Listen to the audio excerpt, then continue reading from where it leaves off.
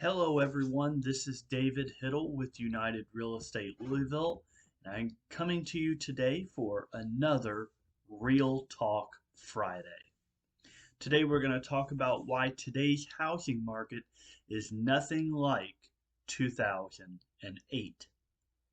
So, with all the headlines and talk in the media about the shift in the housing market, you might be thinking that this is a housing bubble.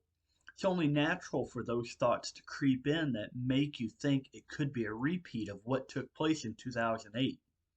But the good news is there's concrete data to show why this is nothing like the last time. First off, there's still a shortage of homes on the market today, not a surplus. For historical context, there were too many homes for sale during the housing crisis, many of which were short sales and foreclosures, and that caused prices to fall dramatically. Supply has increased since the start of this year, but there's still a shortage of inventory available overall, primarily due to almost 15 years of underbuilding homes. The graph I'm about to show you uses data from the National Association of Realtors to show how the month supply of homes available now compares to the crash. Today, unsold inventory sits at just 3.2 months supply at current sales pace, which is significantly lower than the last time. There just isn't enough inventory on the market for home prices to come crashing down like they did last time, even though some overheated markets may experience slight declines. The mortgage standards were much more relaxed back in 2008 as well. During the lead up to the housing crisis, it was much easier to get a home loan than it is today. Running up to 2006, banks were creating artificial demand by lowering lending standards and making it easy for just about anyone to qualify for a home loan or refinance their current home.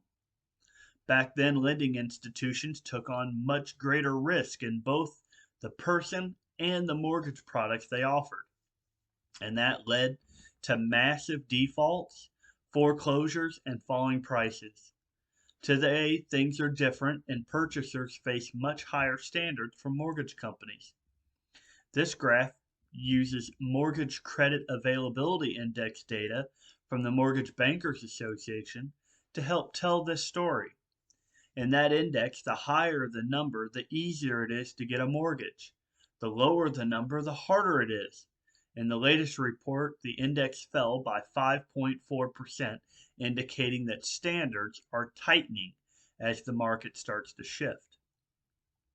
The graph also shows just how different things are today compared to the spike in credit availability leading up to the housing crash. Tighter lending standards over the past 14 years have helped prevent a scenario that would lead to a wave of foreclosures like the last time. The foreclosure volume is also nothing like it was during the 2008 crash. Another difference is the number of homeowners that were facing foreclosure after the housing bubble burst. Foreclosure activity has been lower since the crash, largely because buyers today are more qualified and less likely to default on their loans. This graph uses data from ATTOM Data Solutions to help paint the picture of how different things are this time around. Not to mention, homeowners today have options they just didn't have in the housing crisis, when so many people owed more on their mortgages than their homes were worth.